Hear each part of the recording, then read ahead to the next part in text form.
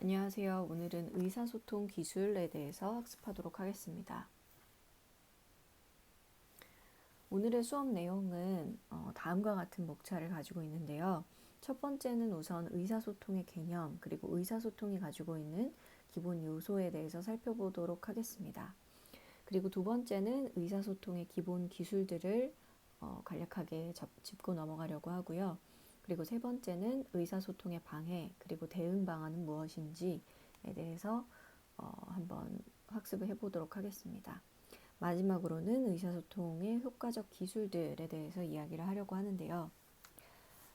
사실 사회복지뿐만 아니라 일반적으로 우리가 사회 안에서 다른 사람들하고 관계 형성을 하면서 살아갈 수밖에 없는데, 그랬을 때 그 관계의 기본적인 것들을 형성하는 것은 사실 의사소통을 통해서 가능하다라고 하겠습니다. 기본적으로 의사소통이라고 하는 것이 의미하는 개념이 한 명의 개인이 또 다른 사람에게 의도적이거나 또는 비의도적으로 정보를 전달하는 과정이라고 할 수 있겠는데요. 이러한 의사소통의 개념을 좀 더 자세히 살펴보면 의사소통은 가장 중요한 대인관계 과정이라고 할 수 있고, 그 관계 속에서 서로의 감정이나 생각, 느낌, 태도 등과 같은 메시지를 언어적 그리고 비언어적 소통 방식으로 전달하고 수신해서 서로의 공통된 의미를 수집하고 나아가 서로의 행동에 영향을 미치는 상호작용을 말합니다. 그랬을 때 정리해 보자면 두 사람 이상의 사이에서 언어적인 수단 또는 비언어적 수단을 통해서 감정, 태도, 사실, 정보, 생각, 행위 등을 전달하는 과정이라고 하겠는데요.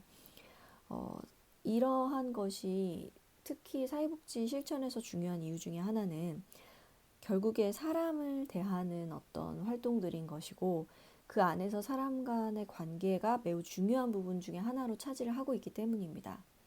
그렇기 때문에 중요한 관계를 다룰 때 우리는 좀 더 효과적이고 바람직한 관계 형성을 하기를 바라고, 그것을 하기 위해서 또 보다 효과적인 의사소통이라고 하는 것을 우리가 필수적으로 해야 된다라는 지점 때문에, 그런 의미에서 의사소통이라고 하는 것이 가지는 의미가 매우 크다라고 이야기를 드릴 수 있을 것 같고요.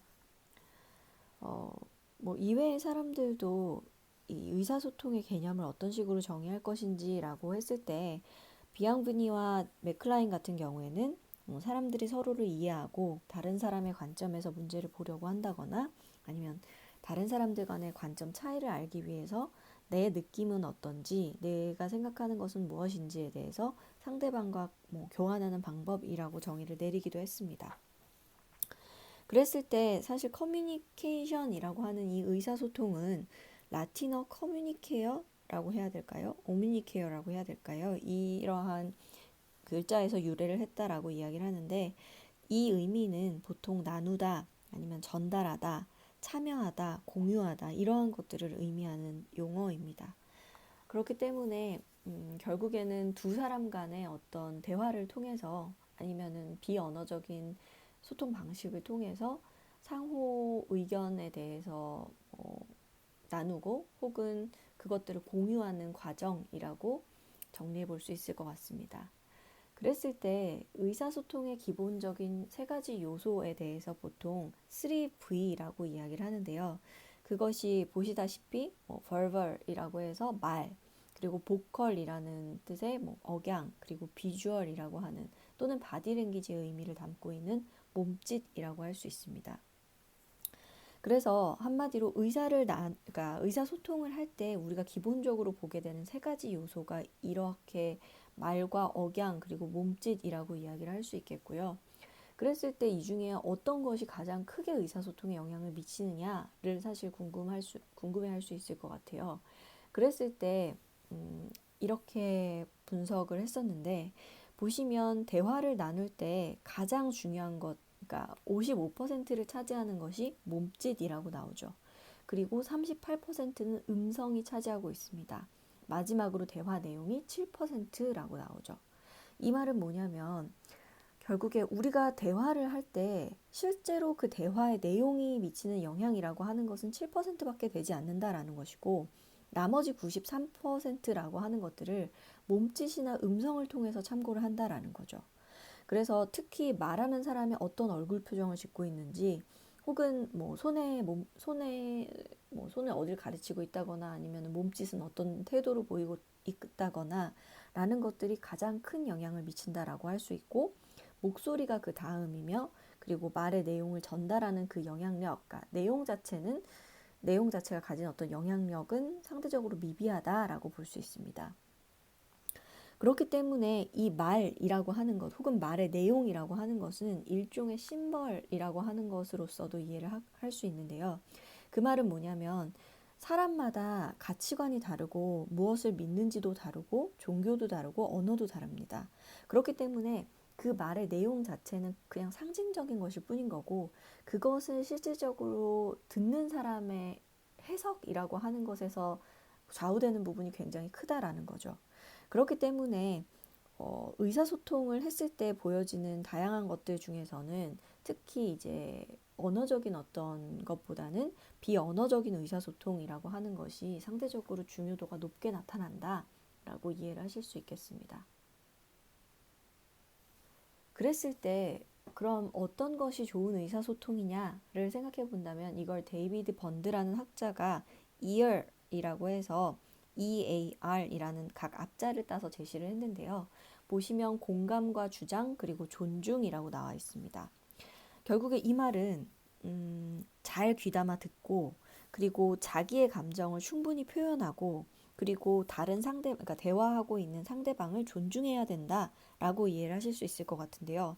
반대로 그렇다면 나쁜 의사소통이라고 하는 것은 상대방의 말을 잘 귀담아 듣지 않는다거나, 아니면 어떤 안건이 있든 어떤 대화의 내용에 있어서 자신의 감정을 솔직하게 표현하지 않는다거나, 또는 대화에 있어서 배려나 존중 같은 것들을 보이지 않는 경우들이 나쁜 의사소통의 내용이라고 볼 수 있겠습니다. 그랬을 때 각각의 내용에 대해서 조금만 더 구체적으로 살펴보면, 먼저 공감은, 보통 공감을 어떻게 이해를 해야 하나요? 라고 했을 때, 다른 사람의 눈으로 세상 일을 듣고 보려는 태도라고 할 수 있습니다.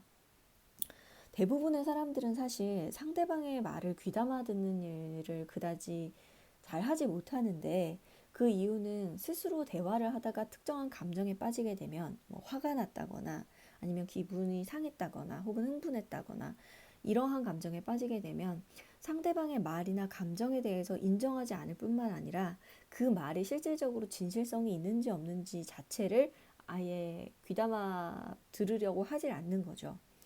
그 대신에 보통은 상대방이 대부분이 틀렸고 나는 맞았다라고 하는 것들을 주장하는 상황이 생기게 되는데요. 그러다 보면 이 상대방의 어떤 감정을 거의 이해하지 못한다든지, 아니면 그 상대방의 말에 있어서의 진실성을 거의 찾지 못하고 대화가 제대로 이루어지지 않는 어떤 역기능적인 상황이 생기게 되겠죠. 그렇기 때문에 공감이라고 하는 것은 그런 의미에서 중요하다라고 할 수 있고, 두 번째는 주장인데, 주장은 자기 주장으로 이해하셔도 무방합니다. 즉, 자신의 감정을 솔직하게 표현하는 것이라고 할 수 있겠는데요. 이것은 뒷부분에서 나오는 나 전달법이라고 하는 I 메시지와도 굉장히 밀접하게 연관이 되어 있습니다. 예를 들어서 뭐 싸우다가 아니면 혹은 뭐 우울할 때 내 기분은 지금 어때? 라고 하는 말로써 스스로의 감정에 대해서 솔직하게 내비치는 것이 이제 의사소통이 좀 더 원활하게 하는 데 있어서 굉장히 중요하다라고 할 수 있겠고, 이 자기 표현이라고 하는 게 중요하긴 하지만 한편으로 여기서 또 유념하셔야 하는 것은, 단순히 내가 나를 표현함에 있어서 혹시나 다른 사람이 그 말에 대해서 무시를 당한다거나 또는 위축하다거나 아니면 면박당하는 느낌이 들지 않아야 한다라는 점입니다. 그러니까 우리는 나는 솔직해, 그러니까 뭐 어떤 말이든 해도 돼 라고 말하는 사람들을 종종 보게 되지만, 그런 사람들이 실제로 다른 사람의 감정은 잘 헤아리지 않으면서 나는 이런 사람이니까 너가 이해해 라는 식의 태도를 보이는 것들을 왕왕 보시게 되죠. 그렇기 때문에 이 주장이라고 하는 것에 있어서 자기 주장의 필요성 그리고 중요성이라고 하는 것이 분명히 있긴 하지만, 그것이 타인의 감정을 오히려 나쁘게 만든다거나 혹은 뭐 무시하는 기분이 든다거나 하지 않도록 유념할 필요가 있다라는 점을 기억해 두시면 좋겠습니다. 그리고 이제 세 번째는 말씀드렸던 것처럼 존중인데요.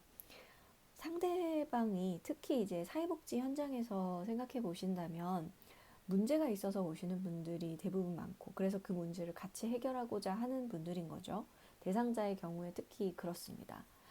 그랬을 때 우리는 그 사람이 우리에게 어떤 뭐 조리 있게 또는 논리적으로 어떤 상황에 대해서 설명할 수 있을까라고, 혹은 설명해 줬으면 좋겠다라고 기대할 수도 있겠지만, 많은 사람들은 본인이 어떤 어려움에 처했을 때 그 감정에 대해서 그 표현을 하는 것 자체를 좀 어려워하기도 하고, 또는 상황적 맥락에 있어서 모든 것이 다 논리적으로 설명되기는 어려운 부분들이 있기 때문에, 사실 좀 그 대화의 내용이나 혹은 대화의 방식이나 이런 것들에 있어서 약간의 답답함을 느끼실 수도 있습니다. 물론 안 그러신 대상자분들도 훨씬 많으시죠. 그랬을 때 그러한 뭐 좀 조심스럽고 답답하고 어려운 이런 의사소통의 환경에 있어서 그 사회복지사가 놓치지 말아야 할 것은 특히 어떤 보살핌의 태도 혹은 친절의 태도, 존중의 태도로서 다른 사람을 대하는 것이라고 할 수 있습니다. 그래서 반대로 나쁜 의사소통이라고 했을 때 저 존중을 거의 하지 않는 태도들을 보이는 것이 보통 나쁜 의사소통인 거죠. 그래서 마치 상대방을 싸워서 이기는 것만이, 그래서 모멸감을 상대방이 느껴서 내가 이 대화에서 승기를 잡았다라고 하는 것만이 이제 그 뭐 그런 어떤 적대적인 태도들이 보통 이제 나쁜 의사소통의 가장 대표적인 예시처럼 보이실 수 있겠고요. 그렇기 때문에 이러한 것들이 매우 중요하다라고 할 수 있고, 어, 의사소통의 기본 요소와 좋은 의사소통의 세 가지 요소를 우리가 같이 종합해서 생각을 해본다면, 결국에 언어적 전달보다는 비언어적 전달이 주는 영향력이라는 것이 더 크다라고 할 수 있는 것이고, 의사소통을 하는 데 있어서는 주로 공감과 주장 그리고 존중이라고 하는 것이 가장 중요한 요소라고 할 수 있는데, 이것 자체를 실천하는 것은 사실 좀 어려운 일이다. 다만 이제 사회복지사의 경우에는 클라이언트가 전달하고자 하는 메시지를 어떤 식으로 캐치해서 알아듣느냐에 따라서 기본적인 의사소통의 질 또는 나아가서의 관계 형성에 있어서 굉장히 중요한 영향을 미치기 때문에, 이러한 좋은 의사소통의 자세라고 하는 것들을 가질 필요가 있다라고 이해를 하시면 좋겠습니다. 네, 이번에는 의사소통의 기본 기술에 대해서 살펴보도록 하겠습니다. 의사소통의 기본적인 기술은 보통 기본적 의사소통 기술, 그리고 언어적 의사소통 기술과 비언어적 의사소통 기술로 구분해 볼 수 있습니다. 그랬을 때 보통 우리가 기본적 의사소통 기술이라고 하는 것에 있어서 사회복지 그 실천 현장에서 사회복지사가 자주 사용하는 의사소통들을 보통 두 가지로 구분할 수 있다라고 이야기를 합니다. 그 말은 뭐냐면, 프로그램을 제공할 때 또는 사회복지사가 결국에는 그 클라이언트와 대면하는 관계에 있어서 필요한 어떤 원조들을 촉진하기 위한 기술, 그리고 또 하나는 대상자 이외에 기관 안에서나 혹은 기관 밖에서 다양한 그 뭐 전문 분야에 계신 분들하고 대화를 했을 때 그 정보 교환을 촉진하기 위한 기술, 이렇게로 구분할 수 있다라고 보통 이야기를 하고 있고요. 그랬을 때 기본적 의사소통 기술의 더 디테일한 어떤 내용들을 살펴보면, 첫 번째는 메시지를 계획하는 기술이라고 이야기를 합니다.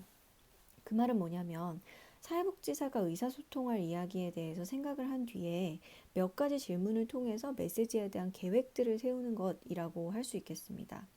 그래서 예를 들어서 내가 전달하고자 하는 메시지의 뭐 핵심적인 내용은 뭐지? 그러니까 오늘 내가 클라이언트를 만나고자 하든지, 혹은 다른 기관의 뭐 연계기관의 다른 종사자와 만나기로 했을 때 내가 어떤 내용들을 전달하려고 하는 것인지, 그리고 만약에 그 얘기를 듣는 사람들이 내 얘기를 잘 알아듣게 하기 위해서는 나는 어떤 방법을 활용해야 할지, 뭐 PPT를 보여줄지 아니면은 뭐 간략하게 팜플렛을 만들지, 또는 그게 아니라 대화를 통해서 뭐 언어로서 전달을 할 것인지, 뭐 이런 것들에 대해서 계획하는 기술이 여기에 해당됩니다. 두 번째는 자신을 밝히는 기술인데요. 이것은 보통 우리가 사회복지 초기 면접 단계에서 보면 뭐 안녕하세요, 저는 어떤 기관의 사회복지사로 일하고 있는 누구입니다 라고 인사를 시작하죠. 그런 것처럼 자신이 어떤 사람이고 그리고 여기에서 나는 어떠한 역할을 해줄 것이다 또는 내 역할의 책임의 한계는 어디까지이다 라고 하는 것들을 간략하게 묘사할 수 있는 기술이 여기에 해당된다 라고 생각을 하시면 되겠습니다. 그리고 세 번째는 의사소통의 목적을 설명하는 기술인데요. 이거는 이 얘기를 들음으로써, 그러니까 이런 기술을 활용함으로써 결국 이야기를 듣는 상대방은 이 메시지가 어떤 목적을 두고 있는 것이구나 라고 하는 것들을 파악할 수 있고, 그러한 기술을 통해서 보다 효과적으로 의사소통이 가능한 거죠. 그러니까 서로 이 의사소통의 목적이라고 하는 것들을 공감하고 있기 때문에 그 의사소통이 좀 더 쉽게 그리고 좀 공유를 하면서 진행이 될 수 있다라고 볼 수 있는 것이고요. 그리고 네 번째는 언어적 의사소통을 염두에 두는 기술입니다. 종종 사회복지사가 어떤 이야기를 했을 때 그것에 대해서 클라이언트가 그 메시지에 동의하지 않는다든지 아니면 그 메시지가 정확하게 어떤 의미인지를 혼란스러워한다든지 하면서 이제 비언어적인 어떤 의사소통의 태도들을 보이기도 하죠. 고개를 젓는다거나 아니면 아예 말을 안 한다거나 아니면은 팔짱을 끼고 다른 데만 쳐다보고 있다거나 이러한 행동들을 하는 거죠. 그랬을 때 그것에 대해서 적절히 반응하려고 하는 시도를 할 수 있어야 되는 기술이다라고 이해를 하시면 되겠는데, 만약에 어떤 기관에 대해서 혹은 사회복지사의 역할에 대해서 설명했는데 잘 이해를 못한 것 같은 태도를 클라이언트가 보인다거나 아니면 뭔가 궁금해하는 어떤 눈치 같은 것들을 본다거나 이런 태도를 보였을 때 사회복지사는 지금 이런 내용들을 설명해 드리고 있는데 약간 혼란스러워 보이시네요. 혹시 궁금한 점이 있으시면 지금 편안하게 질문하셔도 됩니다. 라는 식으로 그 대상자가 가지고 있는 비언어적 의사소통에 대해서 이게 혹시 이런 의미인가? 라고 생각하면서 결국에는 잘 반응해 줄 수 있는 기술들이 이제 4번에 해당되는 내용들이다 라고 생각하시면 될 것 같고요. 그리고 이제 메시지 수신을 검토하는 기술이라고 하는 것은 혹시 다른 사람들이 내가 전달하고자 하는 내용들을 정확하게 받아들인 게 맞는지를 확인하기 위해서 다양한 질문들을 하는 것이거나 혹은 탐색을 하는 내용입니다. 그래서 혹시 제가 지금 말씀드린 내용에 대해서 간략하게 어떤 내용인지를 한번 저한테 다시 설명해 주시겠어요? 라고 물어볼 수도 있는 것이고, 또는 몇 가지 질문을 통해서 그게 아니라 이것과 관련해서 제가 했던 얘기 중에 라면서 어떤 몇 가지 질문 등을 통해서 상대방이 내 이야기를 제대로 이해한 것이 맞는지를 이제 확인하는 기술이다 라고 할 수 있습니다. 그리고 이제 여섯 번째도 사실은 비슷한데 이것도 자신이 어떤 메시지를 받았고 전달자가 의도한 것을 오해하지 않았던 것을 입증하기 위해서 다양한 탐색 그리고 질문을 하는 기술이라고 보시면 되겠고요. 그리고 이제 초점화된 질문하기라고 하는 것이 있는데 사실 답변이라고 하는 것, 그러니까 상대방으로 하여금 내가 물어본 것에 잘 답변할 수 있도록 질문하는 것 자체가 굉장히 어렵죠. 그렇기 때문에 우리는 질문에 초점이 가끔씩 흐려질 때도 있기도 하고 아니면 갑작스럽게 관련 없는 주제로 이야기가 나온다든지 하는 경우들이 있는데 명확한 답변을 얻기 위해서는 사실 질문 자체도 어느 정도 초점화되어 있어야 되고 묻고자 하는 것이 정확하게 무엇인지를 제대로 물어주어야 한다라는 거죠. 그렇기 때문에 일곱 번째는 이러한 기술, 제가 방금 말씀드린 기술들을 보통 초점화된 질문하기 기술이라고 합니다. 그리고 이제 여덟 번째는 질문에 답변하는 기술이라고 나와 있는데요. 이것은 질문에 대해서 직접적으로 적합한 그 답을 하는 것을 의미합니다. 이게 당연하게 느껴지시죠? 사실 물은 거에 대해서 대답을 하는 거지 라고 여기시겠지만 실제로 질문에 답을 했을 때 그 질문의 의도를 정확하게 파악하지 못한다거나 아니면 질문 자체를 제대로 듣고 있지 못하는 경우들이 많다라는 거예요. 그렇기 때문에 대답을 하는 사람의 경우에는 그 물어보고자 하는 의도가 무엇인지를 정확하게 예측하고 그것에 대해서 필요 없는 이야기까지 할 필요 없이 그냥 그 질문에 대한 정확한 답변을 해줘야 한다라는 것을 의미합니다. 그리고 이제 아홉 번째는 단어의 의미를 확인하는 기술이라고 나오는데요. 이것은 우리가 예를 들어서 노력을 하기도 예를 들어서 우울과 관련된 환자가 왔을 때 우리가 우울을 개선시키기 위해서 노력하기로 하죠.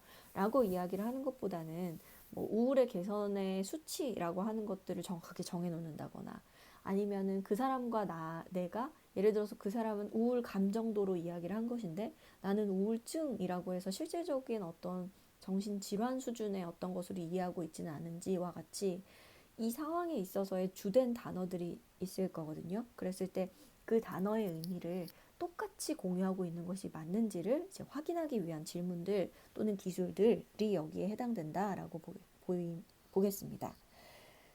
이렇듯이 이제 기본적 의사소통의 기술과 같은 내용들은 결국에 말을 하는 사람 그리고 그 말을 듣는 사람이 정확한 전달을 통해서 결국에는 보다 원활한 관계 형성 그리고 유지라고 하는 것들을 촉진하는 기술이라고 하는 것을 가정했을 때 전제했을 때 이러한 의사소통의 기술을 최대한 습득하고 활용할 필요가 있다라고 하겠습니다. 의사소통의 두 번째 기술은 언어적 의사소통 기술입니다. 한마디로 이 언어라고 하는 것이 사실 굉장히 중요한데 의사소통을 어떤 식으로 해야 되는지 잘 모르는 경우들도 왕왕 있죠. 그리고 최근에는 이러한 의사소통을 어떻게 해야 되는지에 대해서 많이 어려움을 이야기하는 사람들도 굉장히 많습니다. 특히 그런 스마트폰의 보급과 관련해서 이제 원활한 의사소통에 어려움을 보이는 케이스들도 굉장히 많은데 그와 관련된 간략한 이제 사회 문제 차원에서의 어떤 영상들을 시청해 보도록 하겠습니다.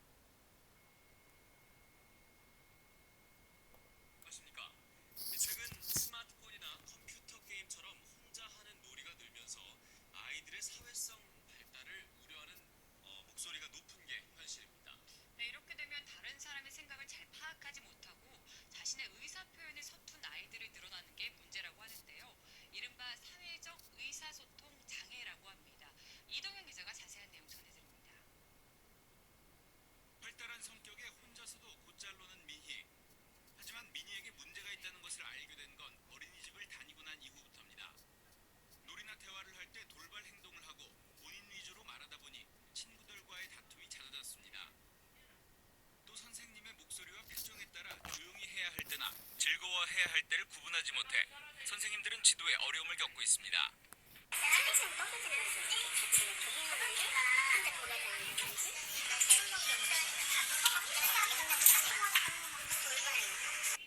다른 사람의 생각과 감정을 파악하지 못하고 자신의 감정 표현도 서툴러 사회성이 떨어지는 이른바 사회적 의사소통 장애입니다. 자폐증과 비슷해 보이지만 반복적인 행동이나 집착이 없다는 점에서 자폐와는 다른 질병입니다. 지난해부터 정식으로 진단명이 등록됐고 최근 이 같은 현상의 아이들이 늘고 있다는 지적입니다. 자폐는 거의 모든 영역에서 발달이 안 되는 것인데 이 사회 소통 장애는 사실 다른 부분에서는 지능이라든지 이런 측면에서는 특별히 별 문제가 없는데 사회적으로 소통하는 부분에 대해서 이제 발달이 잘 안 되는 것이라고 보여지는 것이고요. 사회적 의사소통 장애는 사회성을 담당하는 뇌의 일부가 잘 발달하지 못하는 것이 원인이라고 알려져 있습니다. 아이가 또래에 비해 말이 늦게 트이거나 자기중심적으로 행동하고 분위기 파악을 잘 못하는 경우 사회적 의사소통 장애를 의심할 수 있습니다. 또 사회적인 규칙이나 상식을 이해하지 못하거나 말을 문자 그대로 해석하는 경우도 이에 해당합니다. 문제는 각 가정에 외동이가 많아지고 컴퓨터 게임처럼 혼자 하는 놀이가 늘면서 이 같은 증상을 발견하기 어렵다는 겁니다. 언어적인 능력은 또래 수준에 있으나 이제 언어라고 하면 의미나 문법 이런 능력들을 다른 사람이랑 상호작용을 할 때 이제 사용하는데 이제 어려움을 겪는 거죠. 사회적 의사소통 장애는 언어 문제가 아닌 의사 표현에 대한 장애입니다. 때문에 전문가들은 병원이나 전문기관을 통한 정확한 진단이 중요하다고 조언합니다. EBS 뉴스 이동현입니다. 네, 이처럼 그 언어적 의사소통이라고 하는 것에 이제 어려움을 경험하는 그 어린이들도 늘어나고 사실 많은 청년들도 이제 전화로 뭔가 이야기를 하는 것보다는 카톡이나 메시지 또는 문자로 뭔가를 전달하거나 지시하는 것에 훨씬 더 익숙해져 있기 때문에 결국에 사회 구성원들이 의사소통을 보다 효과적으로 증진시킬 수 있는 그 언어적 의사소통 기술이라고 하는 것은 사회복지사뿐만이 아니라 전체 사회 구성원들에게 다 필요하다라고 할 수 있는 것인데, 사회복지사에게 이게 더 중요한 이유 중에 하나는 사회복지사와 클라이언트가 맺어가야 할 관계 자체가 어떤 친분 관계라기보다는 결국엔 전문적인 관계에 기반을 두고 있어야 하기 때문에 그런 점에 있어서 굉장히 중요하다라고 할 수 있습니다. 그랬을 때 첫 번째로 이제 언어적 의사소통 기술의 주요 기술 중에 하나는 언어의 재구성이라고 할 수 있겠는데요. 이거는 클라이언트가 어떤 말을 했을 때 그 말한 내용을 다른 단어를 사용해서 다시 재구성하는 것을 보통 언어의 재구성이라고 합니다. 그랬을 때 뭐 굉장히 요즘 피곤하고 뭐 입맛도 없고 기분도 안 좋고 뭐 이런 식으로 쭉 클라이언트가 이야기를 했을 때 사회복지사가 그것에 대해서 요즘 기분이 조금 뭐 우울하시군요. 아니면 뭐 입맛이 없으시군요. 뭐 이런 것에 대해서 한 번 더 짚고 넘어가 줄 때가 있잖아요.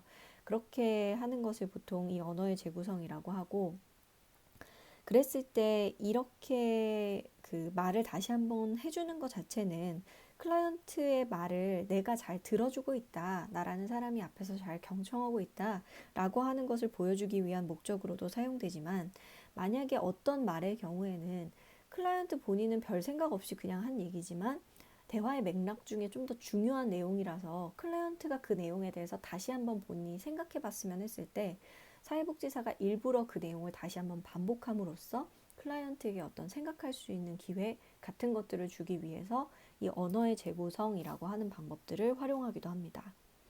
그리고 두 번째는 감정이입적 반응인데요.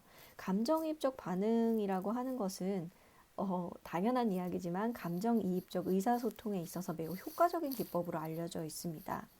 그 말은 보통 이제 클라이언트들이 내 감정이 어떠한 것인지를 충분히 이해하지 못하는 때가 있다든지, 아니면은 그 감정은 알고 있는데 어떻게 표현해야 될지를 모르는 경우들이 있어요.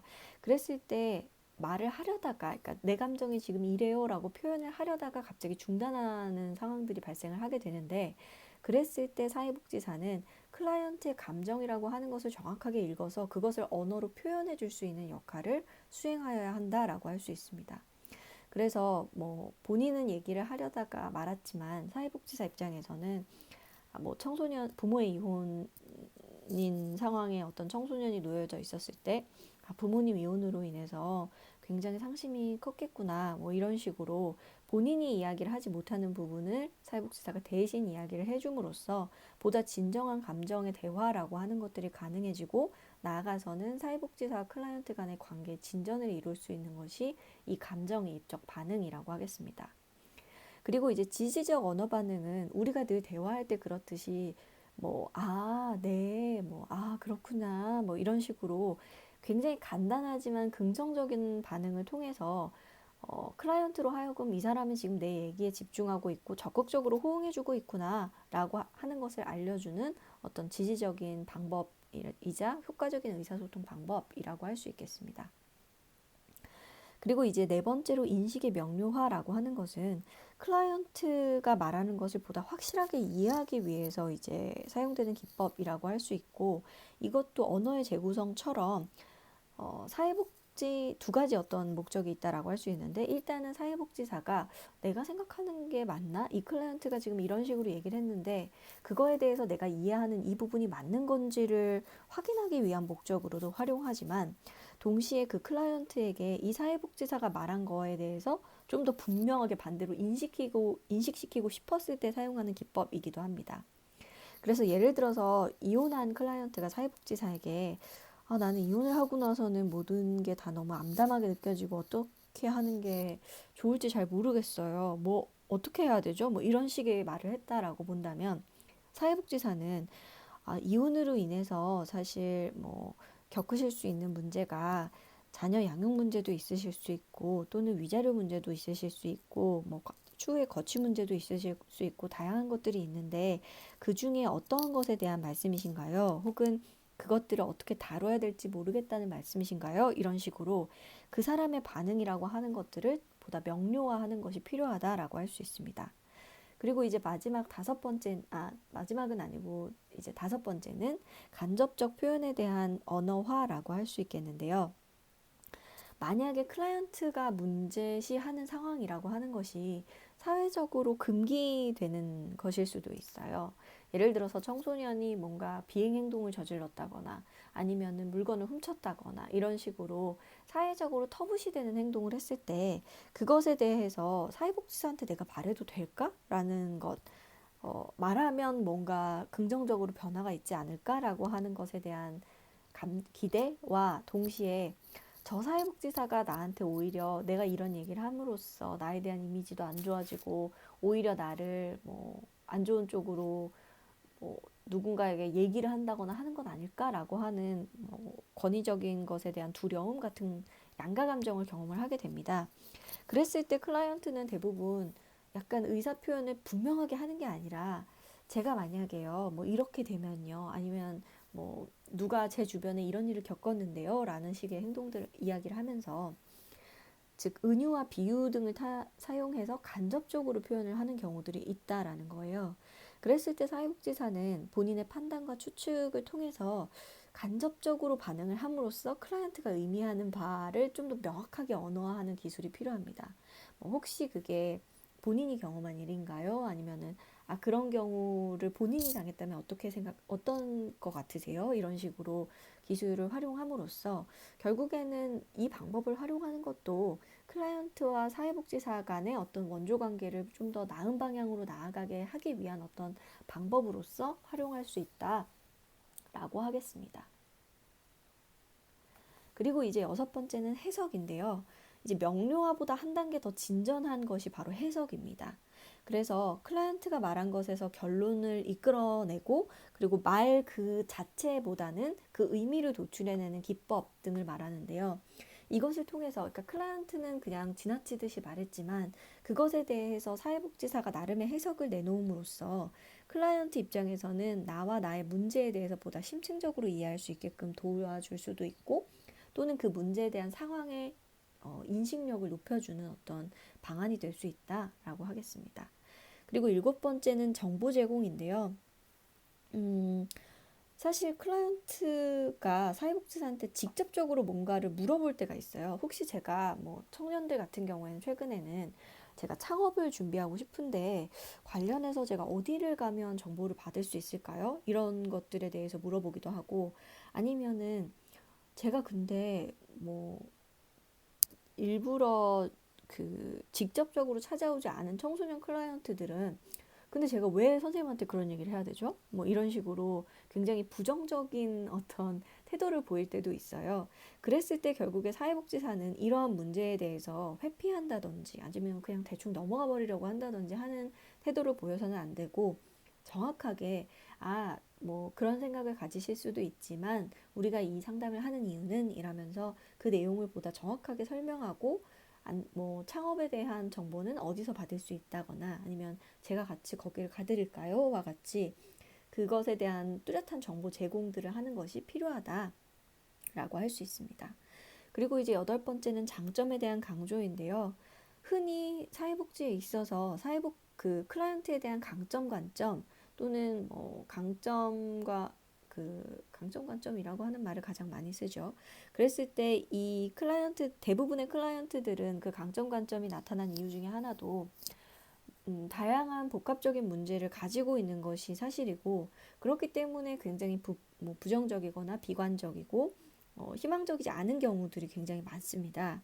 그랬을 때 클라이언트에게 그러니까 문제 중심적으로 접근하는 것이 아니라 그럼에도 불구하고 클라이언트가 가지고 있는 다양한 자원들이라고 하는 것들 혹은 클라이언트가 가지고 있는 특정한 장점들을 강조해 줌으로써 클라이언트 입장에서는 그래 나한텐 그런 것도 있어 라고 하는 스스로에 대한 어떤 자존심 아니면은 자존감 또는 가치가 같은 것들을 회복시킬 수 있고 나의 문제에 대해서 상대적으로 좀 더 희망을 갖게 되고 동시에 장점을 활용한 문제 해결의 가능성이라고 하는 것들을 모색할 수 있게 된다라고 할 수 있습니다. 그리고 이제 아홉 번째는 자기 노출인데요. 클라이언트 상대적으로 우리가 사회복지사 클라이언트의 관계에서 사회복지사는 듣는 역할을 많이 하게 되고 클라이언트는 나의 문제가 뭐고 나의 삶은 어땠고 이런 것들을 주로 일방적으로 전달하는 역할처럼 여겨지기가 쉬운데 그랬을 때 클라이언트가 갖게 되는 어떤 불편감 같은 것이 있을 수 있거든요. 우리도 마찬가지로 나는 내 얘기를 내 친구한테 다 하는데 나는 요즘 이런 게 문제고 난 뭐가 힘들고 다 얘기를 하는데 상대방이 아무 얘기도 하지 않고 있으면 약간 마음이 썩 그렇게 편하지만은 않잖아요. 그랬을 때 사회복지사도 역시 어느 정도의 자기 노출이라고 하는 것은 필요하다라고 이야기를 합니다. 그랬을 때 자기 노출이란 나의 신상에 관한 기술 아니면은 그러니까 나는 어떤 사람이고요. 뭐 저는 저도 아이가 하나 있는데 이런 식으로 이야기를 하는 거죠. 아니면 나의 감정은 어떤지, 나의 생각은 어떠한지를 남에게 전달하는 기법이라고 할 수 있습니다. 그랬을 때 이렇게 적당한 어떤 수준에서의 사회복지사의 자기 노출은 클라이언트와의 관계 형성에 있어서 굉장히 긍정적으로 작용하는 부분이 분명히 있는데요. 그런 반면에 사회복지사가 지나치게 자기 노출을 많이 하는 경우가 있다면 클라이언트로 하여금 약간 이 사람 뭐지? 이 사람이 정말 나랑 전문적인 어떤 원조 관계를 수립한 사람이 맞나? 그냥 친구처럼 여겨지게 되는 거죠. 그렇기 때문에 신뢰감이 떨어지게 돼요. 그래서 이게 자기 노출이 궁극적으로는 사회복지사 본인을 위한 게 절대 아니고 이 상대방, 그러니까 클라이언트에게 도움이 되기 위해서 이것을 내가 이야기를 한다라고 하는 것을 정확하게 알아야 합니다. 그리고 내가 전달하고자 하는 내용이 클라이언트의 상황과 어느 정도 닿아 있어야 되는 거예요. 뭐 예를 들어서 아까 저도 아이를 키워본 적이 있는데 뭐 아이가 갑자기 그런 행동을 보이면 굉장히 당황스럽죠. 이렇게 이야기를 하는 것과 어, 원래 기본적인 맥락과 전혀 상관없는 뜬금없는 자기 노출을 하는 것과는 사실 굉장히 다르거든요. 그렇기 때문에 클라이언트 상황에도 적합해야 하고 그리고 지나친 자기 노출을 피하기 위해서는 자기 노출의 어떤 수준이 굉장히 말이 짧고 그리고 간결해야 한다라고 하는 지침 등이 있습니다. 그래서 적절한 수준의 자기 노출이라고 하는 것이 필요하다라고 할 수 있겠고 10번째 마지막은 요약입니다. 이것은 클라이언트에게 우리 대화, 그러니까 상호작용에 있어서 의사소통의 중요한 사안들을 이해시킬 수 있을 뿐만 아니라 만약에 서로 얘기를 하다 보면 이야기가 삼천포로 빠질 때가 있잖아요. 그랬을 때 그 면접의 방향이라고 하는 것, 그러니까 대화의 방향을 바로잡는 데 굉장히 도움이 되는 기법이라고 할 수 있습니다. 그래서 지금까지 있었던 면접의 내용들을 요점만 간추려서 간결하고 굉장히 분명하게 재구성하는 방법 등을 우리가 요약이라고 하는 것을 쓰는데요. 그랬을 때 사회복지사는 우리가 한 대화 내용에서 가장 중요한 내용이 무엇이었고 한마디로 이 내용의 주된 쟁점이 무엇인지를 정확하게 파악할 수 있는 능력이라고 하는 것이 요구된다라고 하겠습니다. 그래서 이제 언어적 의사소통까지 살펴봤었고 그 다음으로 나오는 것은 비언어적 의사소통 기술입니다. 사실 아까 이제 의사소통을 했을 때 주로 작용을 하는 것이 몸짓이라든지 혹은 어떤 태도 이런 것들이 거의 93% 정도를 차지하고 있었잖아요. 그만큼 어떤 몸짓을 사용하고 어떤 음성을 사용하는지라는 것이 실질적으로 의사소통에 있어서는 굉장히 중요한 부분이다라고 할 수 있습니다. 즉 언어로 전달하는 것 그 이상의 메시지를 전달하는 것이 바로 비언어적 의사소통이라고 할 수 있겠는데요. 그 중에 이제 첫 번째로 할 수 있는 것은 바로 얼굴 표정입니다. 그랬을 때 얼굴 표정에 어느 약간의 어떤 온화함 혹은 온정적인 태도라고 하는 것들이 얼굴의 표정에 드러나야 하고 적당히 다양하고 또는 생기 있는 얼굴 표정을 짓고 약간 편안한 이제 입모양 같은 것들이 중요합니다. 그래서 살짝 미소를 머금고 있다든지 아니면은 이 말로써 전달하고자 하는 내용과 표정의 일치성과 같은 것들이 보다 더 효과적인 의사소통을 가능하게 한다라고 할 수 있겠는데요. 이때 주의할 점은 말은 굉장히 온정적인 어떤 내용으로 이야기를 하고 있는데 표정이 너무 딱딱하다거나 또는 표정은 막 웃고 있으면서 굉장히 어렵거나 좀 무거운 이야기를 한다거나 하는 등 즉 얼굴 표정과 말이라고 하는 두 가지 의사소통 수단이 서로 다른 메시지를 전달할 경우에 그것이 갖게 되는 어떤 부정적인 부분이 굉장히 크다라고 할 수 있겠습니다. 그리고 이제 두 번째는 자세인데요. 이 자세는 클라이언트와 사회복지사 상호 간의 자세가 사실 꽤 중요합니다. 그래서 너무 딱딱한 자세이거나 너무 어수선한 자세보다는 단정하고 겸손한 자세라고 하는 것이 관계 형성에 좀 더 효과적으로 작용할 수 있다라고 할 수 있고, 좀 편안한 어떤 몸짓이라고 하는 것이 좀 더 바람직한 의사소통이라고 하는 것과도 연결이 되어 있습니다. 그리고 이제 클라이언트가 대화하는 사회복지사의 쪽으로 약간 몸이 기울어져 있는 상태와 같은 것들도 보통은 관심과 수용이라고 하는 자세를 표현하기 때문에 그런 약간 기울어진 자세도 그냥 좋은 자세이다라고 할 수 있습니다. 그리고 세 번째는 신체적 근접성인데요. 보통 상호 간에 마주하는 각도라고 하는 것은 맞은편에 앉는 것이 좋다. 특히 약간 대각선 방향으로 앉아 있는 것이 상호 간에 보다 편안하고 약간 개방성과 안정감을 주는 위치다라고 할 수 있습니다. 너무 정면으로 마주 보게 되면 이것이 약간 공격적으로 느껴질 수도 있고, 클라이언트 입장에서는 너무 폐쇄적인 상황에 갇혀 있는 듯한 기분이 들 수도 있기 때문에, 이렇게 너무 딱딱한 근접성이라고 하는 것은 오히려 친밀한 관계 형성에 방해가 될 수도 있고, 또는 사회복지사가 마치 좀 더 우월한 위치에 처해 있는 것처럼 비춰지기도 하기 때문에 좀 부정적인 영향을 미칠 수 있다라는 점에서 그 근접성이라고 하는 것도 적당한 수준이 굉장히 중요하다. 그래서 정면보다는 약간 기울어진 대각선 방향으로 앉는 것이 좋다라고 이야기를 할 수 있습니다. 그리고 이제 네 번째는 몸 동작인데요. 특히 손의 움직임 또는 팔의 움직임이 굉장히 크죠. 그리고 이제 다리의 움직임도 사실 의사소통 수단 중에 굉장히 중요한 부분 중에 하나인데, 이를테면 다리를 꼬고 있다거나 팔짱을 끼고 있다거나 하는 것들은 보통 상대방에게 완전히 이렇게 마음을 열지 않은 어떤 방어적인 태도라고 할 수 있겠고, 또 팔을 양옆으로 이렇게 쭉 내려뜨리고 있다든지 아니면 앞으로 쭉 뻗고 있다든지 하는 태도들은 보통 개방적인 태도라고 할 수 있습니다. 그리고 손이나 발을 너무 많이 움직이는 것은 다소 초조하다든지 아니면은 인내하기 좀 어려운 상황이라든지 할 때 많이 보이는 태도이기 때문에, 팔과 손을 적절한 수준에서 움직이는 것이 이제 상대방을 편안하게 만들어준다라고 이야기를 합니다. 그리고 다섯 번째는 목소리 또는 어조와 같은 것들인데요. 이 목소리는 그 사람의 감정을 상대적으로 이렇게 즉각적으로 보여주는 어떤 도구인 거죠. 그랬을 때 굉장히 크고 강한 어조의 목소리는 적극성, 아니면 내가 이 상황을 통제하겠다, 아니면 강함, 이런 것들을 의미한다라고 할 수 있고, 좀 온순하고 목소리가 굉장히 작아서 들릴 듯 말 듯하게 들린다든지 이런 것들은 보통 위축되어 있다거나 두렵다거나 약하다거나 이런 것들을 표현한다라고 생각을 하시면 되겠습니다. 그리고 사실 이 부분을 가장 주의해야 하는데, 목소리 중에 굉장히 단조로운 어조가 있어요.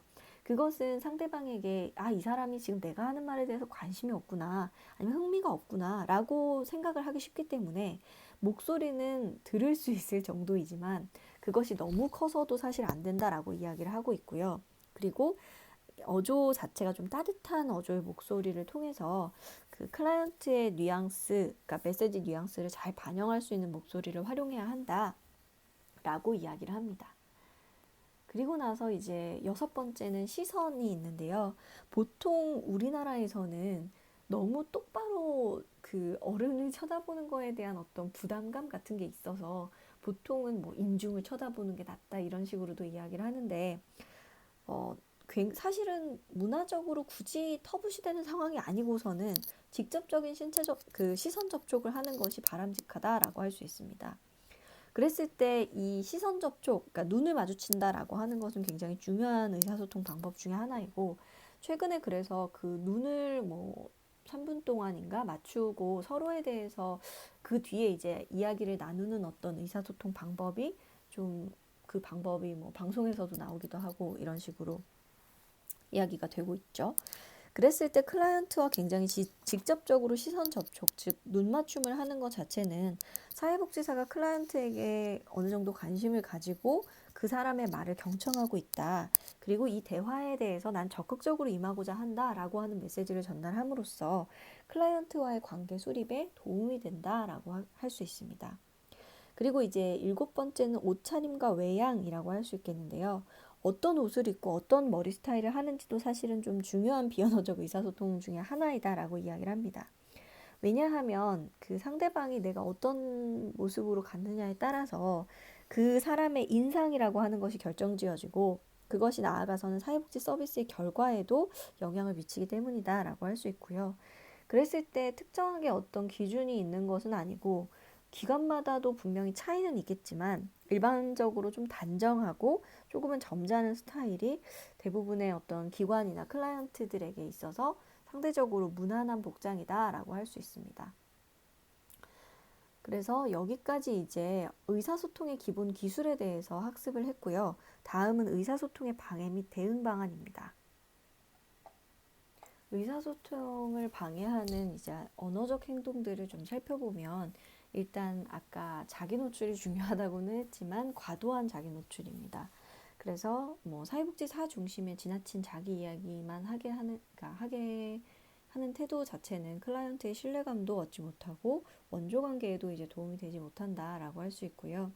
두 번째는 사회복지사가 만약에 클라이언트하고의 의사소통에서 이런 거는 당시 그러니까 클라이언트님이 잘못을 하신 것 같은데요. 아니면은 이렇게 한 거는 잘못 판단한 거 아닌가요? 이렇게 좀 비판적인 반응 혹은 비난적 태도라고 하는 것은 사실 사회복지 실천의 기본 가치라고 할 수 있는 수용 그리고 클라이언트의 자기 결정권이라고 하는 것에 있어서 위배된다 할 수 있고 사실 원조 관계를 맺음에 있어서도 굉장히 부정적으로 작용할 가능성이 크겠죠. 그렇기 때문에 사회복지사가 이런 태도를 취하게 되면 클라이언트는 그것에 대해서 저항한다거나 혹은 반대로 공격한다거나 아니면은 지나치게 방어적인 태도를 취한다거나 하는 등의 어떤 부정적인 그 원조 관계를 형성하게 됩니다. 그리고 이제 근거가 없는 허례적 확신이라든지 위로 또는 동정과 같은 것들은 오히려 클라이언트가 더 절망하게 만든다거나 자포자기하게 하게 만들고 감정을 외면하게 하는 결과 같은 것들을 낳게 됩니다. 그렇기 때문에 그냥 다 잘 될 거예요. 뭐 아무 그런 것도 없는데 그냥 무조건 잘 될 거예요. 이런 식으로 이야기를 하는 것보다는 클라이언트의 고통스러운 감정이라고 하는 것을 오히려 편하게 꺼내놓도록 함으로써 현실적인 인식을 하도록 돕는 것이 보다 바람직하다라고 하겠습니다. 그리고 이제 그 아래 네 번째는 위협과 경고, 역공격적 반응이라고 하는 게 있는데요. 이거는 클라이언트가 사회복지사에게 얘기를 듣는 거예요.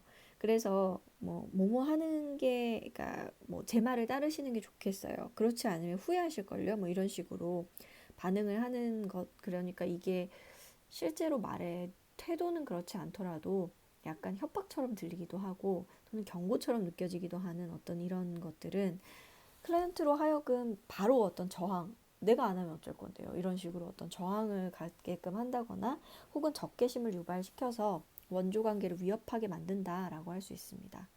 그리고 이제 그러니까 너무 도덕적이고 너무 규범적인 태도라고 하는 것은 클라이언트의 자기 방어를 굉장히 강화시키는 역할을 하게 되는데요.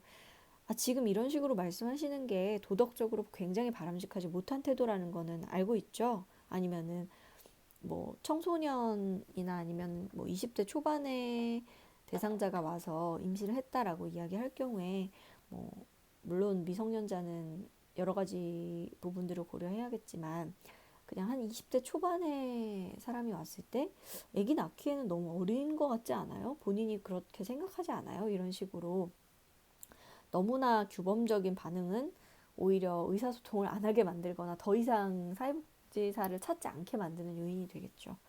그리고 이제 소극적인 태도나 아니면은 비활동성이라고 하는 것들은 보통 클라이언트가 사회복지사에게 갖는 신뢰감들을 떨어뜨리게 만드는 경우가 많습니다.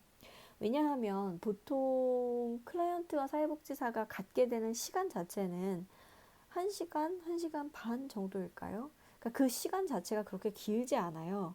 그렇기 때문에 제한된 시간을 최대한 활용해서 사회복지사가 클라이언트에게 원하는 어떤 뭐 내용들을 듣던 어떤 방식 등을 취해야 되는데 사실 그 소극적인 태도를 가지고서는 그렇게 하기가 굉장히 힘들죠. 그렇기 때문에 적극적인 반응을 통해서 원조의 그냥 구체적인 기본 목적 등을 달성할 수 있어야 되기 때문에 이것이 중요하다라고 할 수 있겠습니다. 그리고 일곱 번째는 성급한 조언이라고 하는 게 있는데요.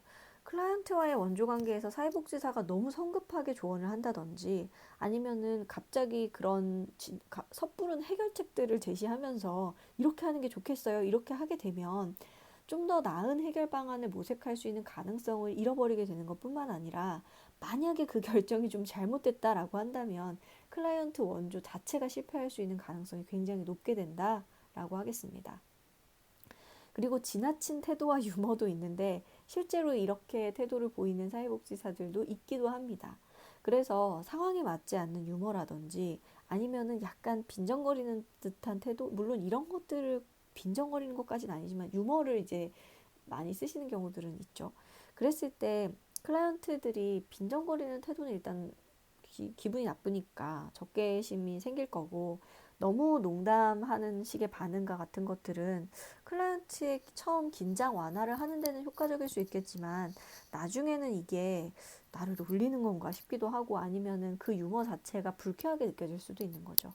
그리고 이성적 분석과 판단이라고 하는 부분은 클라이언트를 상대로 사실 논리적인 설득, 논쟁 아니면은 뭐 제대로 어떤 분석을 해서 그것에 대해서 다 그러니까 지적하는 것 자체는 사실 바람직하지 않다라고 생각할 수 있습니다.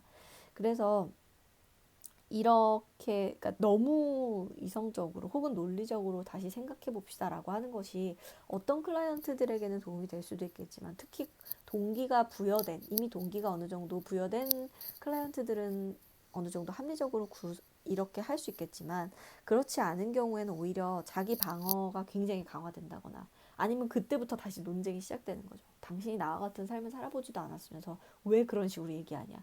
이런 식으로 관계가 오히려 안 좋아질 수 있는 가능성도 있기 때문에 조심스럽게 사용을 해야 된다라고 할 수 있고 나아가서는 지나친 명명과 해석도 있습니다. 그래서 이게 특히 이걸 명명이라고 이야기를 해서 그렇지만 라벨링이라고도 하는데요.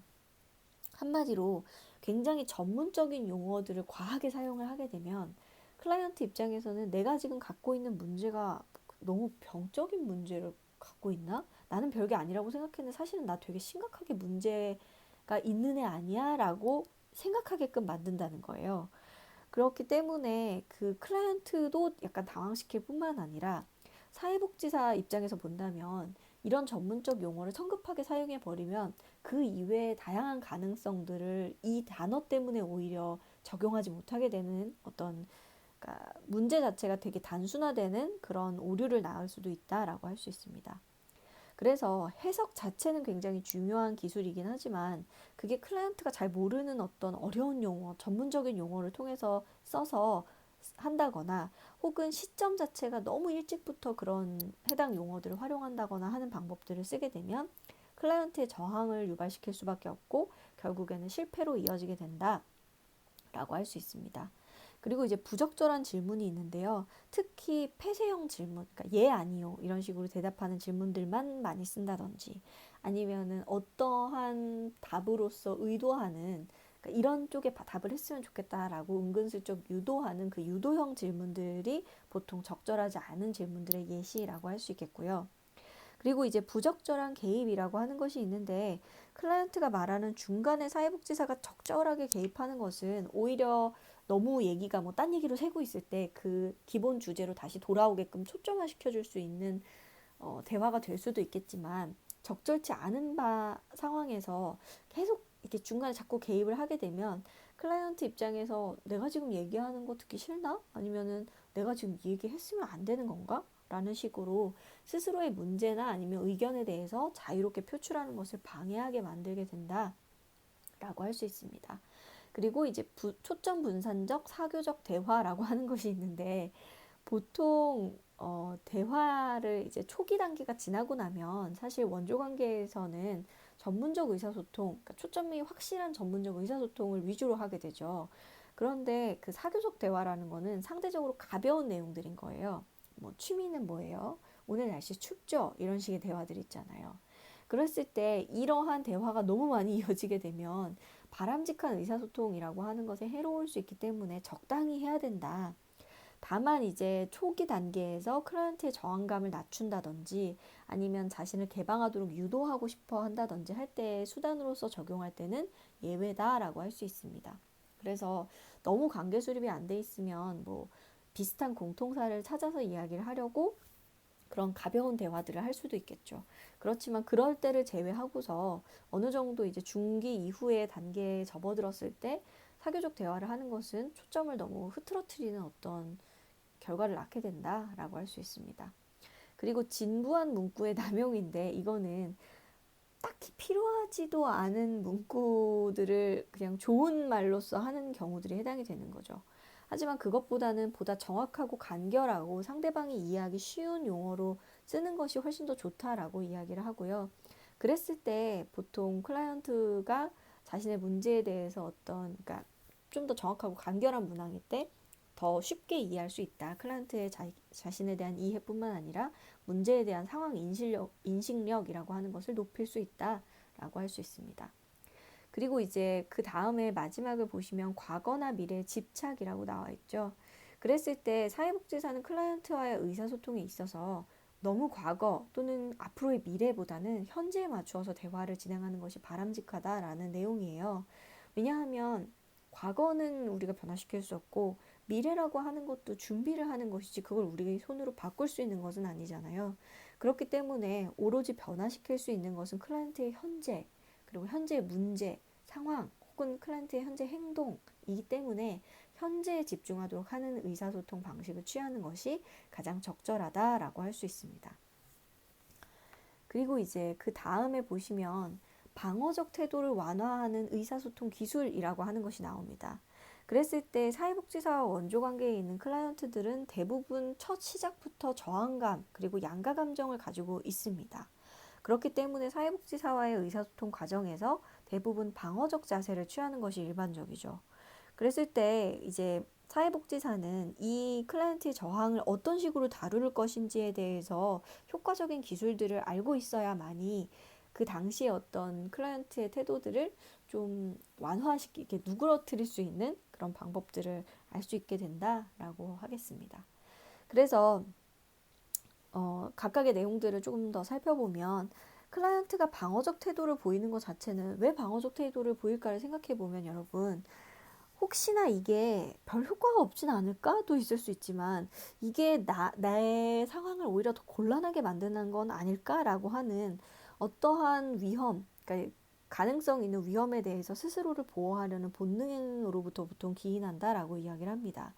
그래서 사회복지사와의 관계에서 클라이언트가 어떤 것으로부터 보호받고 싶어 하는지를 생각해 보면 일반적으로 어쨌든 내가 도움을 청하러 왔기 때문에 그것으로 인한 아니면 내 어려운 상황을 끊임없이 털어놓아야 한다라는 것에서 기인하는 수치심 아니면 모욕감 그리고 내가 스스로를 잘 통제하고 있지 못하다라는 통제력의 상실 아니면 개인 생활의 침해 이런 것들에 해당된다라고 할 수 있습니다. 그렇기 때문에 사회복지사가 관심을 가져야 할 것은 얘가 왜 나한테 이런 식의 태도를 보이지? 라고 하는 그 저항적 태도 자체가 아니라 왜 이 사람이 이런 태도를 보이고 있는지 그 위험 요소를 찾아내서 그것 자체에 집중적인 관심을 갖고 혹시나 어떤 것들이 이 사람의 저항을 불러오는지에 대해서 좀 알고 그것에 대한 이야기를 털어놓게 함으로써 저항을 전반적으로 완화시키는 방법이 필요하다라고 할 수 있습니다. 그리고 이제 두 번째는 사회복지사는 방어적 태도가 클라이언트를 보호하는 방식에 대해서 주목할 수 있어야 하고, 나아가서는 클라이언트의 태도를 유발시키는 사회복지사의 감정이나 태도가 무엇인지도 살펴보아야 한다라고 나와 있죠. 그래서 혹시 사회복지사가 뭐 예를 들어서 미혼모와 관련해서 뭐 어떤 사업을 진행하고 있는데 그 미혼모에 대한 어떤 편견이 사회복지사 자체에게 있는 사람은 아닌지 아니면 사회복지사가 말하거나 태도에서 느껴지는 어떠한 것들이 클라이언트로 하여금 더 저항감이나 방어적 태도를 강하게 갖도록 만드는 것은 아닌지를 살펴볼 필요가 있다라고 할 수 있겠고요. 거울 기법은 미러링이라고도 하는데요. 클라이언트가 방어적 태도를 취했을 때 그것에 대해서 정반대로 행동을 하거나 아니면 거의 똑같은 방법을 취해보는 방법이에요. 그래서 만약에 클라이언트가 굉장히 방어적 자세나 목소리를 가지고 있다고 하면 뭐 팔짱을 끼고 있다든지 목소리가 굉장히 작다든지 또는 목소리에 분노감이 있다든지 이런 태도를 보이게 됐을 때 오히려 사회복지사는 더 개방적이고 편안한 어조로서 대응한다거나 아니면 빠르게 말하는 사람에게는 굉장히 느리고 아니면 부드러운 어조를 활용해서 이 사람의 어떤 그 태도와는 정반대의 모습들을 계속 보여주는 거죠. 반대로 클라이언트의 비언어적 행동에 맞추어서 그대로 똑같이 하는 경우도 있을 수 있어요.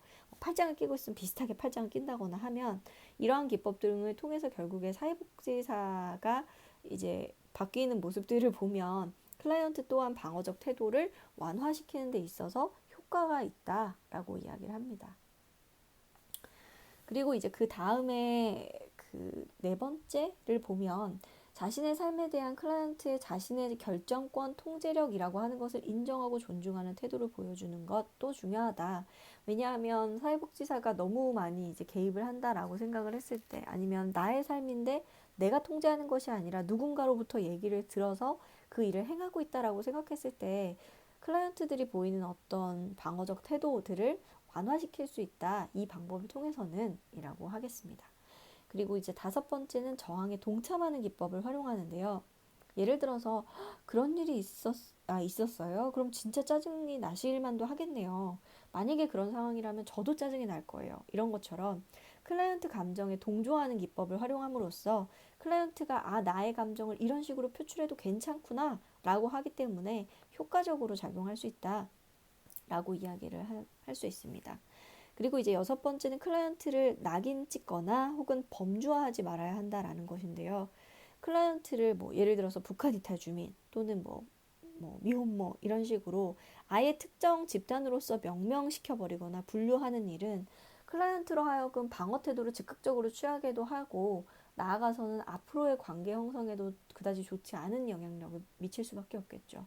그리고 어떤 집단으로서 명명을 하게 되면 이 사람 자체에 대해서 집중해서 이야기를 하게 되는 게 아니라 한마디로 개별화된 접근, 이 사람에게 맞춤화된 어떤 초점화된 접근이라고 하는 것이 아니라 그 대상자 전반에 대한 이해와 동일시해서 생각할 수 있기 때문에 이러한 방법 자체가 그렇게 큰 도움이 되지 못하게 되는 경우들이 많다라고 할 수 있겠고요.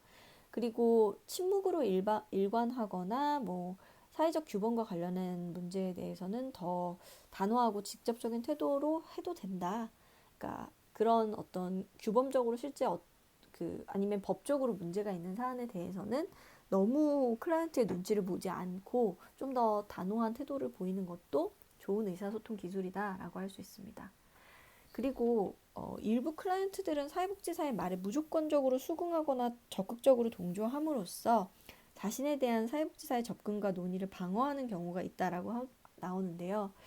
그러니까 너무 사회복지사가 하는 말에 일단 다 수긍을 하게 되면 사회복지사가 그것 외에 더 할 말이 없게 되는 거니까 클라이언트 입장에서는 더 이상 그러니까 다 알겠고 다 알았으니까 나한테 이래라 저래라 더 이상 얘기하지 마 이런 태도로 오히려 방어적인 태도를 취하는 경우에 그것에 대해서 제동을 거는 방식으로서 클라이언트에게 동의하는 것을 계속 할 수 있다. 그러니까 사회복지사의 의견만 얘기하는 것이 아니라 클라이언트가 의견을 냈을 때 오히려 그것에 대해서 더 적극적으로 동의하는 방식 등을 취할 수 있다라는 것이고요. 그리고 이제 아홉 번째는 문제를 회피하는 클라이언트의 경우에는 만나는 목적이라고 하는 것을 직접적으로 밝히고 의사소통을 해야 된다. 내가 왜 이 문제를 해결해야 되죠? 나는 문제가 없다고 생각하는데 특히 그러니까 부모가 청소년을 데리고 와서 그 문제를 해결하려고 하는 경우, 즉 클라이언트가 자기가 원해서 그 자리에 나온 게 아닌 경우엔 더더군다나 이런 문제들이 더 크게 나타날 수 있습니다.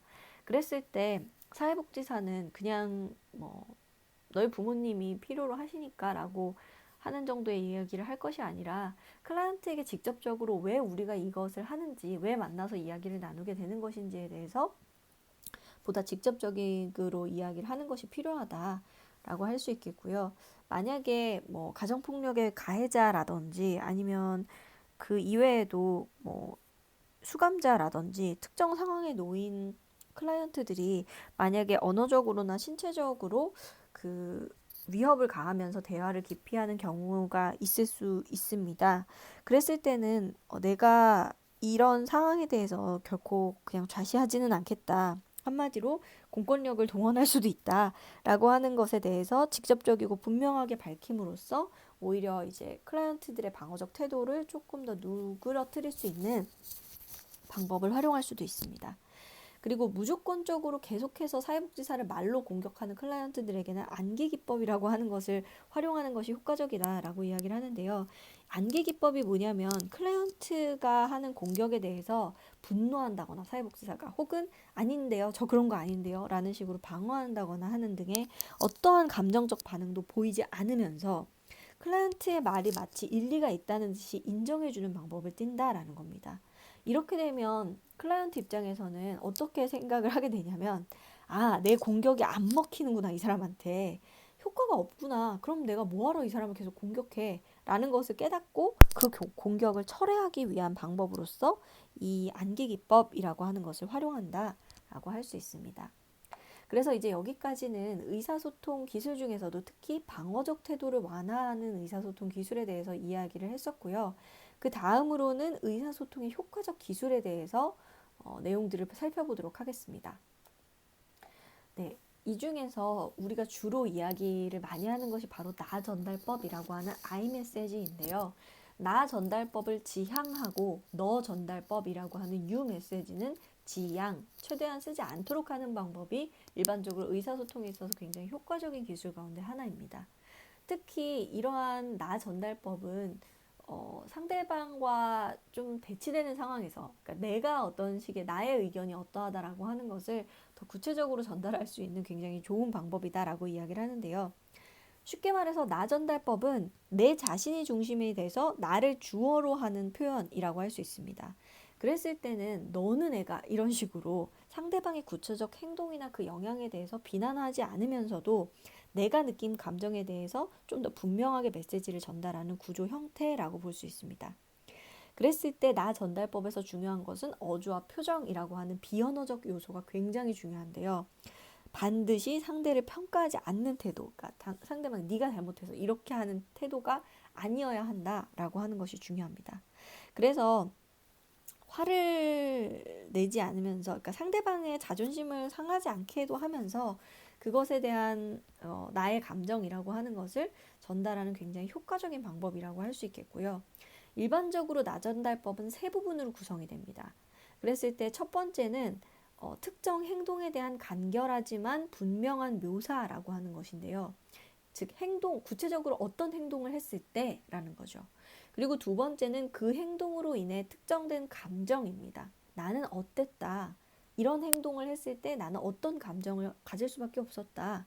그리고 셋째는 그 행동으로 인해서 나타난 어떤 명백한 영향에 대한 묘사라고 할 수 있습니다. 그래서 아래를 보시면 사회복지사가 클라이언트에게 나 전달법을 사용하는 사례라고 하는 게 있었는데요. 클라이언트가 종종 사회복지사에게 어떤 부담을 느낀다든지 해서 약속된 시간과 장소에 나타나지 않는 경우들이 있습니다.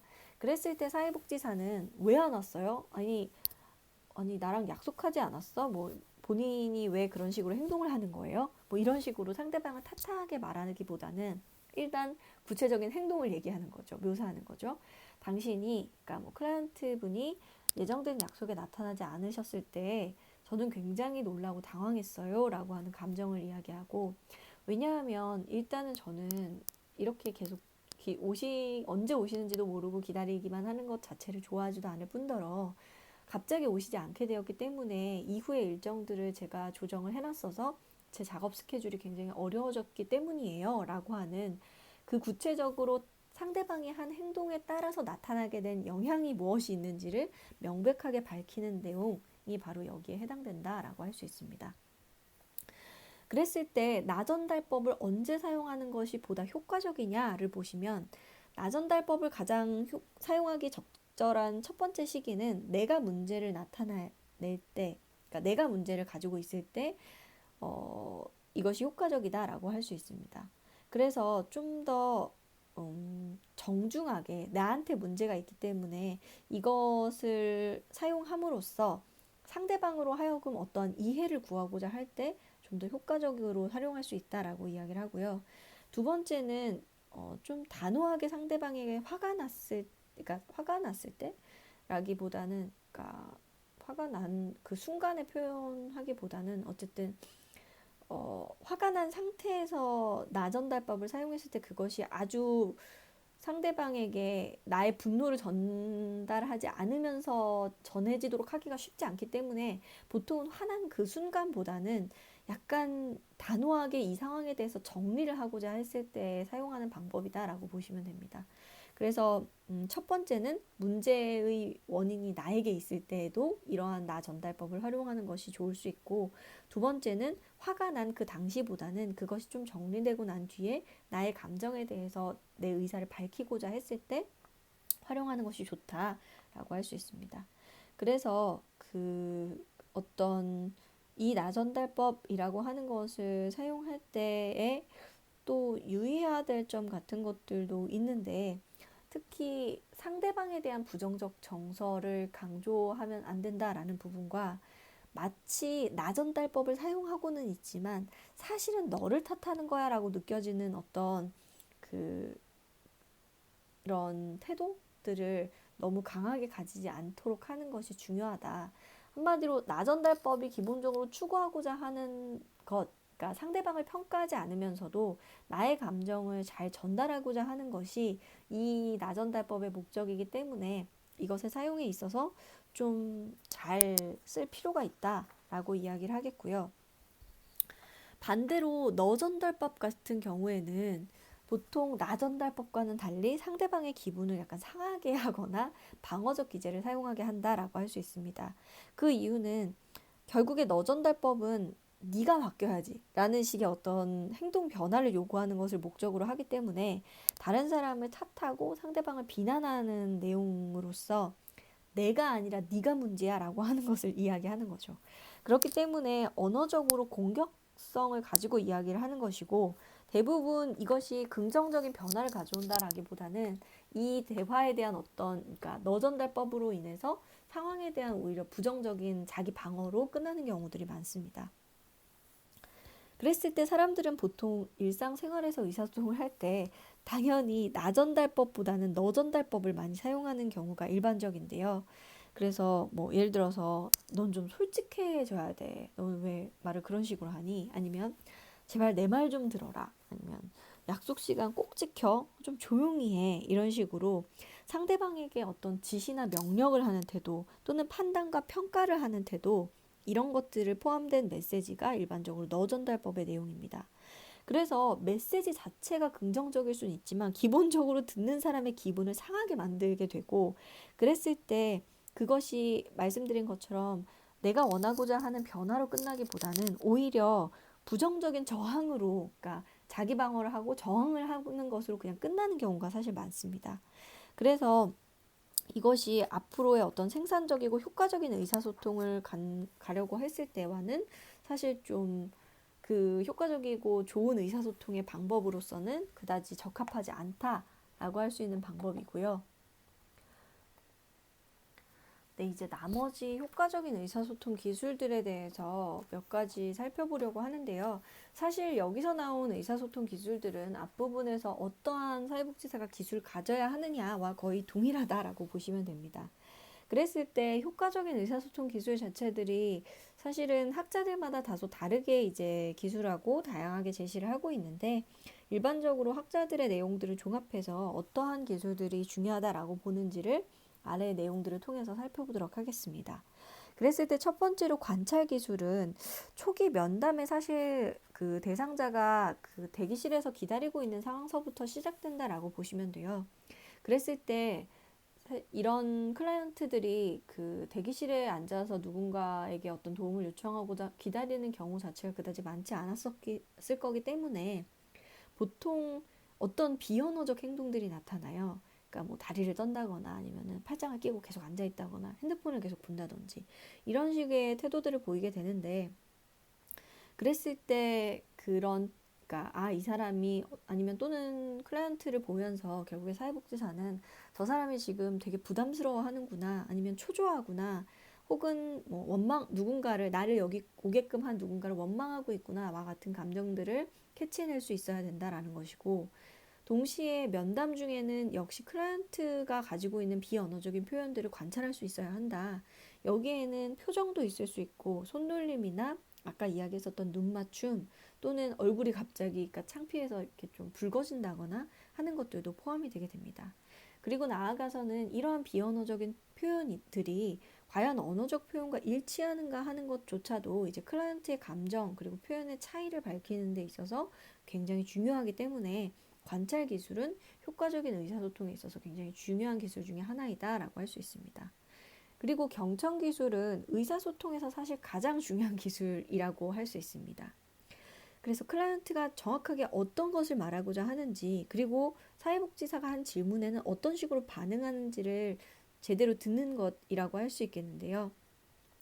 보통 약간 경험이 없는 사회복지사가 흔하게 하기 쉬운 실수는 클라이언트의 이야기를 경청하기보다는 클라이언트 문제 상황을 빨리 해결해주기 위해서 너무 많은 충고와 제안을 한다든지 아니면 클라이언트와 한 주제에 대해서 끝까지 대화를 잘 나누지도 않았는데 급한 마음에 다른 충고나 제안을 한다든지 아니면은 뭐 다른 주제로 갑자기 얘기를 바꾼다든지 하는 방식 등을 택하게 됩니다.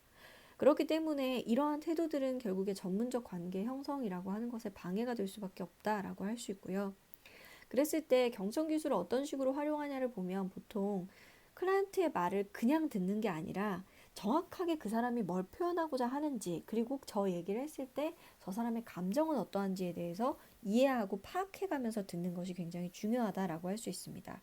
그렇기 때문에 그 사회복지사는 클라이언트가 하는 말을 주의 깊게 듣고 그리고 클라이언트의 비언어적 제스처 또는 자세를 관찰하고 클라이언트가 자유롭게 표현할 수 있도록 적극적으로 격려할 필요가 있습니다. 그리고 이제 나서는 사회복지사는 클라이언트와 했었던 대화의 내용을 잘 기억해 두었다가 그 내용들을 정리를 해두는 것이 필요하겠죠. 그래서 이러한 내용들이 이제 경청 기술에 해당되는 내용이고요. 해석 기술은 클라이언트의 표현 그리고 행동 상황 저변의 단서를 발견함으로써 결정적인 요인들을 이해하고 클라이언트가 그것들을 깨달을 수 있도록 도와주는 방법이다라고 할 수 있습니다. 그래서 어쨌든 클라이언트가 가지고 있는 메시지와 실질적인 행동 사이의 관계를 잘 파악할 수도 있고 이러한 해석 기술은 클라이언트가 혹시 다른 그 지금 현 상황에서 나는 이렇게 말은 하지만 실질적으로 좀 다른 견해를 가지고 나의 행동이 어떠한지를 검토해 보도록 하기 위해서도 이 해석 기술을 쓰게 되는데요. 근데 좀 주의하셔야 할 점은 사회복지사라고 하더라도 그 해석이 늘 맞을 수는 없거든요.